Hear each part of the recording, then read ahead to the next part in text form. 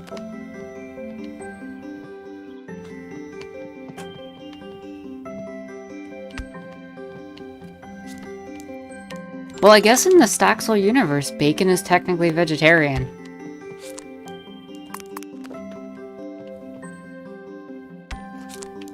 It is a byproduct of pigs that has nothing to do with the actual harming of pigs. Not vegan, but still vegetarian.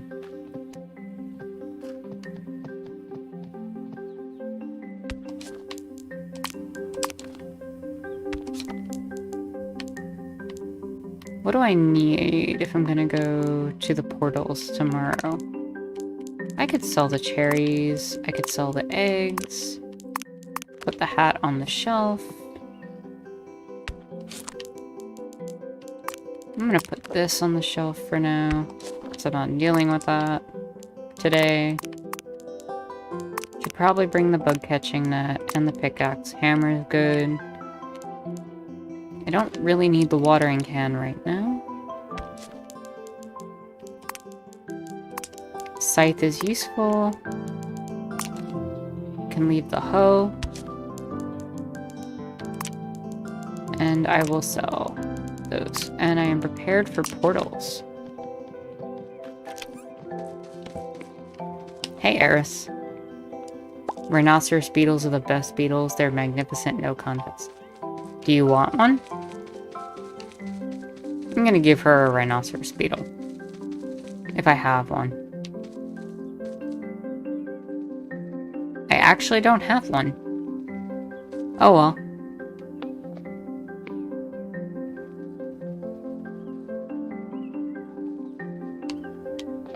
Fair enough.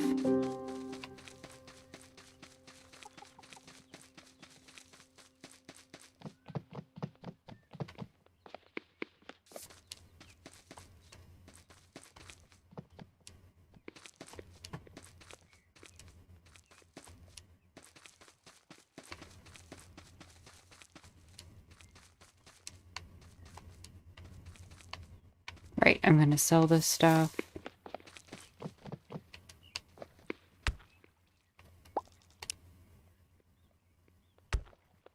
I have not seen I Am Legend.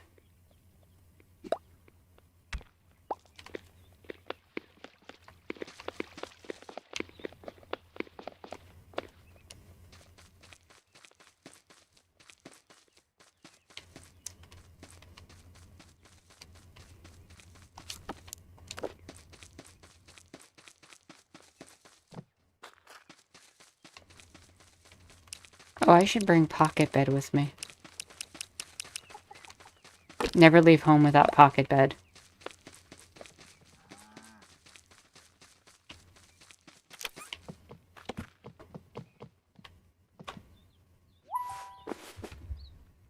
That came out years ago, didn't it? Like, how old is that movie? Oh, we have one more day till portals. Okay. Now I can get the airship stuff.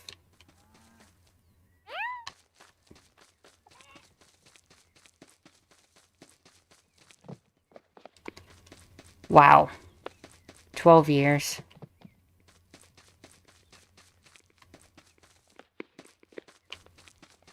You know, it still feels like a really weird statement to me. That in a few days, 2006 will be 15 years ago.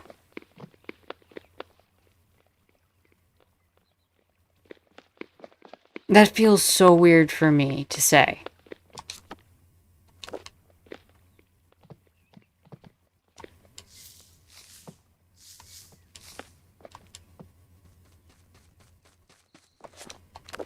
Like, there are times I still want to write the year as 2000. Like, I don't think my brain ever processed past that point in certain moments.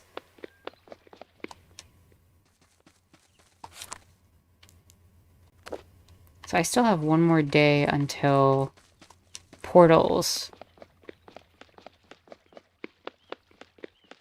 I can't believe it'll be 2017 in 2 weeks. Skylar, you might have lost track of time a little bit. Just a little bit.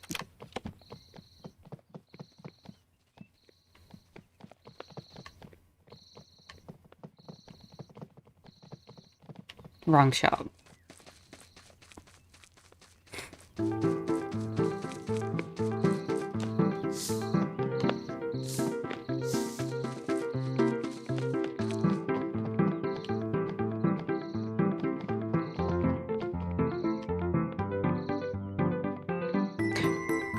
King John, I'm in 2459. What even is time anymore? Time is irrelevant. It no longer exists. How's 2459 treating you, King John?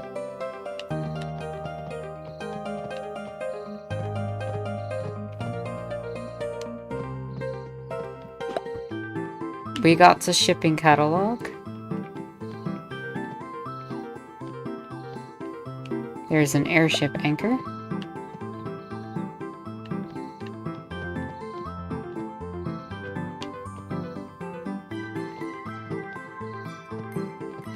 The 90s never ended for you, Tutor? Yeah, I kind of feel that way too.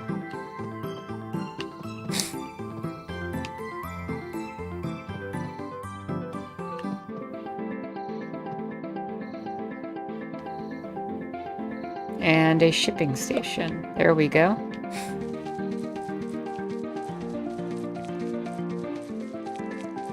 It's everything Halo predicted. Well, crap.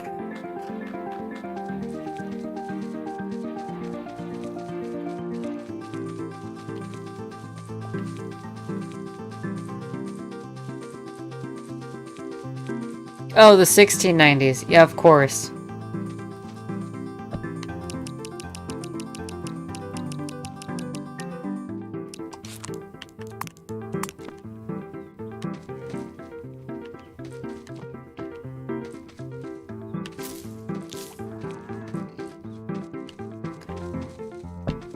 The 5000 BC. Those were the days, right? John Locke gang writes up.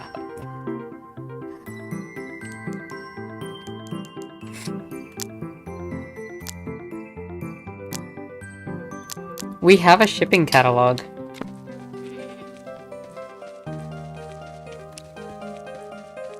So what do I need for the museum now? I should be able to finally clear the museum.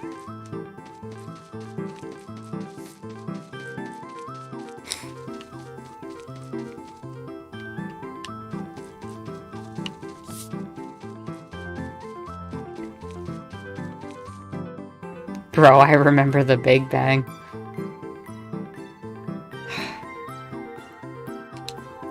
Two large fish displays, two small bug displays. Got it.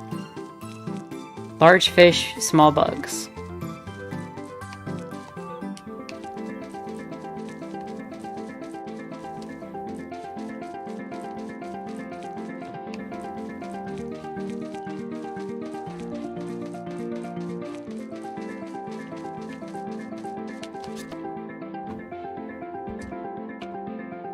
Small bug displays. Two of them. Order now. Large fish displays.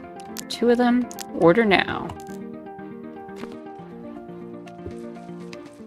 Billions of years is literally an eternity. True.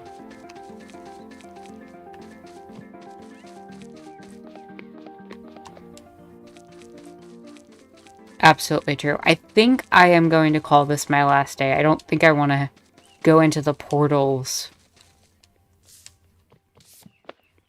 to conclude the stream, because I know I can get lost in those. So that might be a good place to start next stream.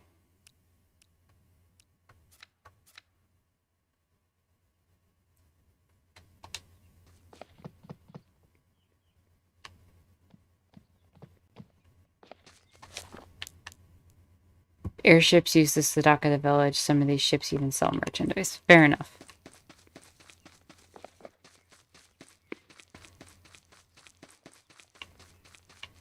Isn't our sun gonna blow up in 5 billion years from now? Probably. There is not a crate full of fish there yet. It has not happened. The crate full of fish is a lie. 2 bench, a weather vane, and 2 pallet stock. Somebody type that in chat so I can not have to run back here. 2 bench, 1 weather vane, 2 pallet stock.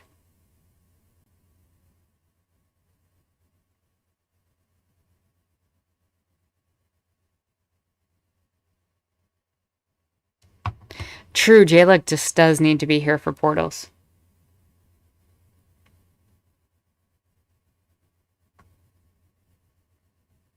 We don't know if our star's going to turn into a white dwarf or black hole. That's true. You know, eventually we'll find out. 1 weather vane.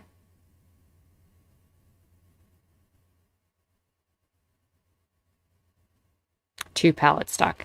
Tutor, you are amazing. Thank you. Oh, and you're okay. Oh, Lucid, welcome back. Thank you. I'm just going to see if I can order those through the catalog. Aw.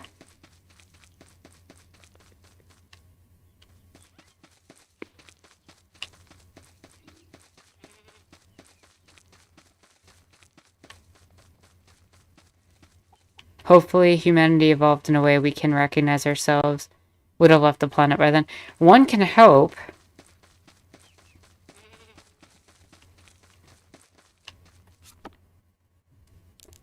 Let's see. Bench.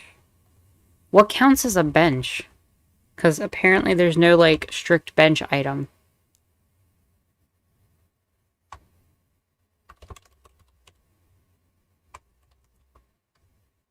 Nor is there a weather vane in here? Question mark?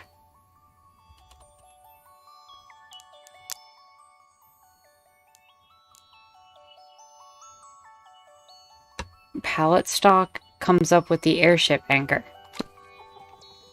Much confused. Pick up the bench and weather vane from town. Okay, we're just gonna steal from the town. I'm legit cool with this. Yoink. Yoink. Where's the weather vane then?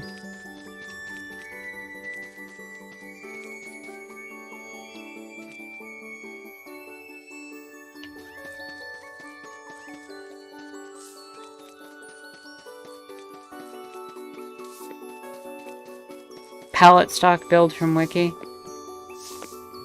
Okay, that might not happen today then. But we do have the 2 benches.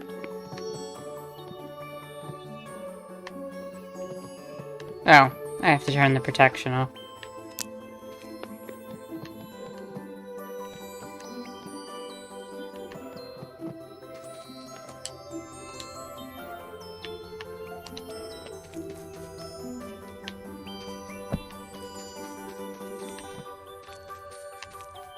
Does that work? There's protection on the other side too.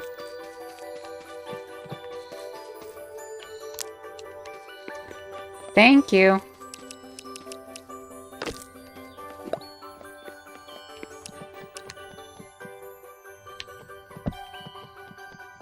Always use protect. Yeah, good advice.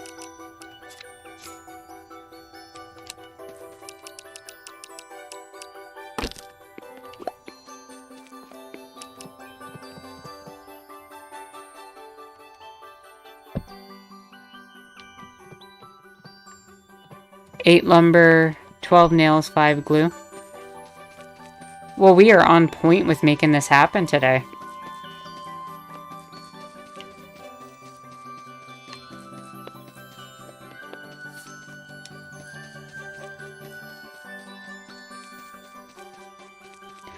I do remember Osmosis Jones.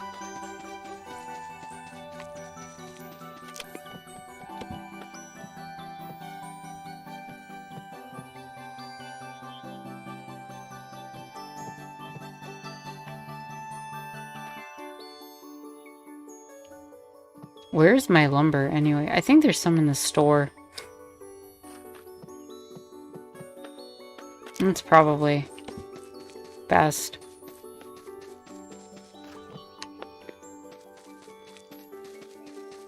Also, where's the weather vane?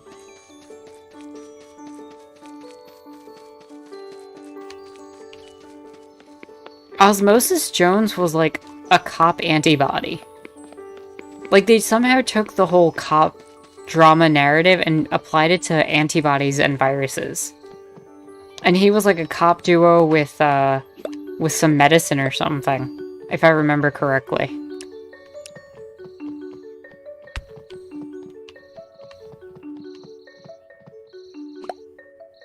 Five glue and 12 nails.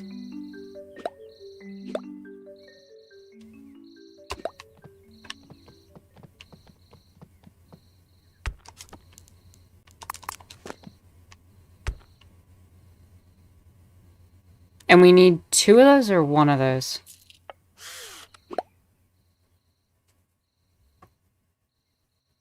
Y'all mentioned it in chat. I will just scroll up. 2 pallet stocks. Okay.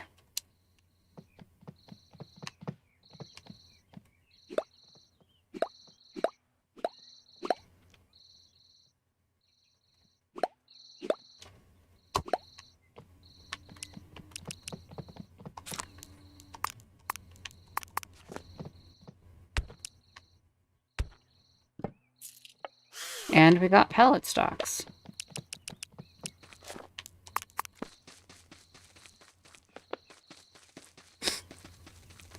Honestly, King John, like, they could have done a lot with Osmosis Jones with all that stuff.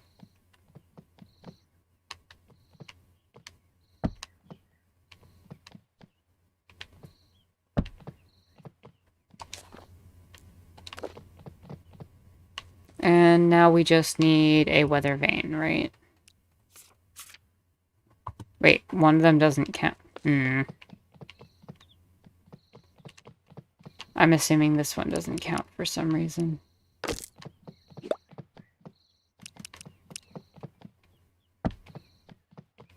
Better? Yes.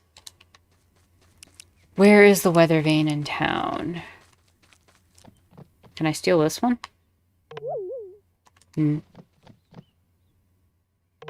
No.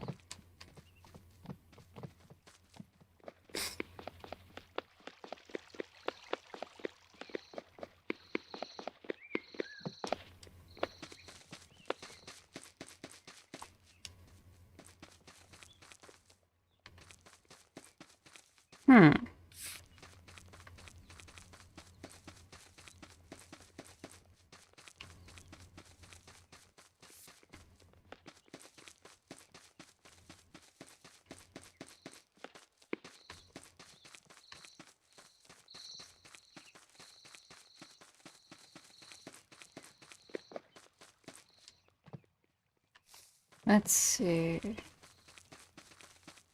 Where is weather vane?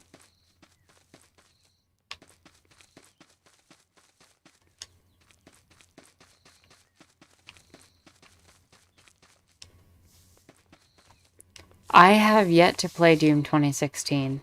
Though, from what I've seen of gameplay footage, it looked pretty good. Like, I've watched Let's Plays of it.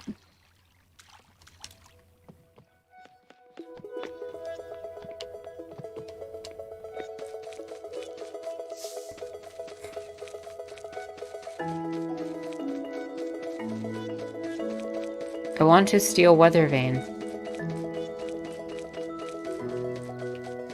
But I do not see weather vane.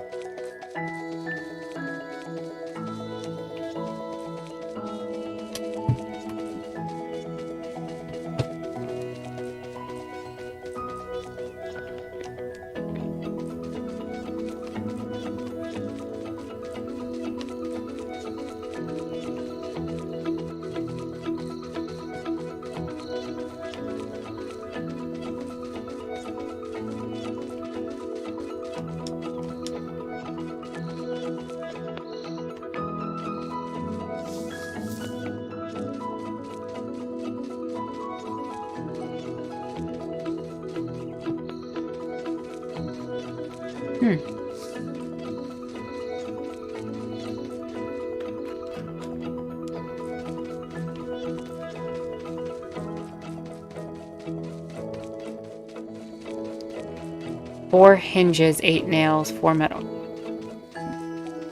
Okay, let's see if I can run to the store and get that done quick.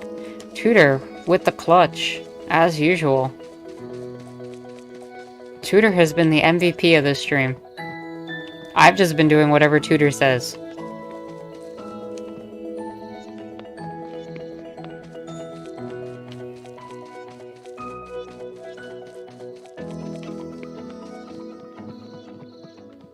Let's see. You got 8 nails.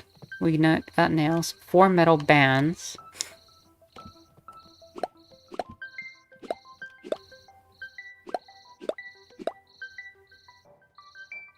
Hinges are from the shipping catalog.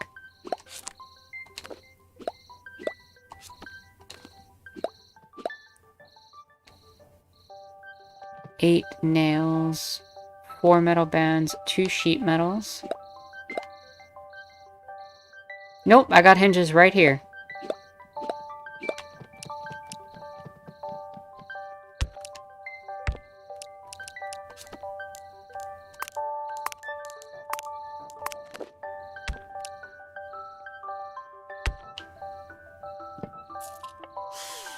Weather vane acquired.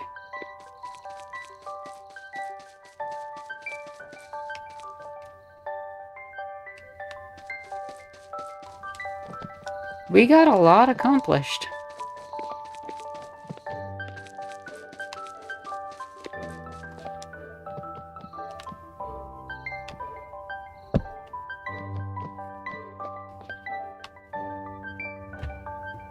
Great success indeed. And I have to talk to Leif now, I'm assuming?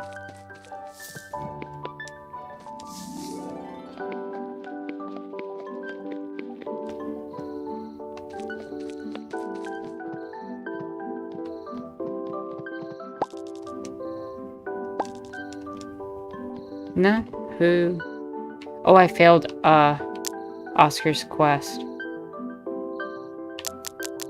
Oh well.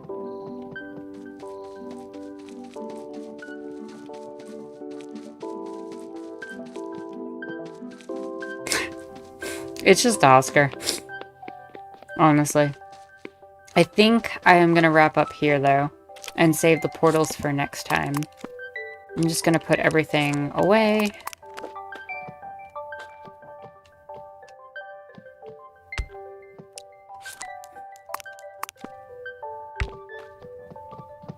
No, but if I go through portals, it's gonna be too long. So, probably best to just call it.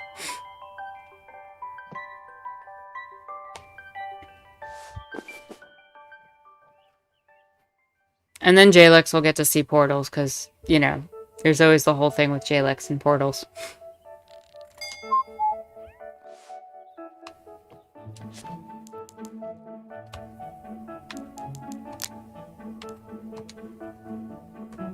So, I want to thank you all for coming out and sharing this evening with me. It was a really, really chill evening. Tutor, enjoy your walk. Thank you for sharing your birthday with us. You were the MVP of the stream. You made everything happen. And I really hope you enjoy your walk.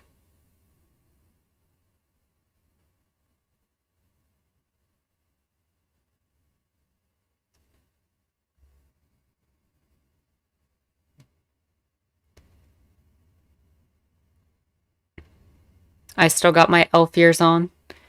We're in a good place.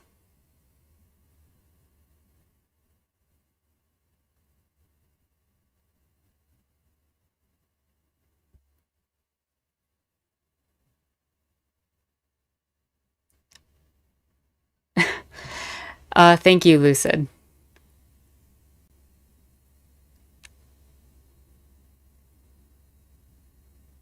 I think we covered a lot today with the game and everything, too, you know?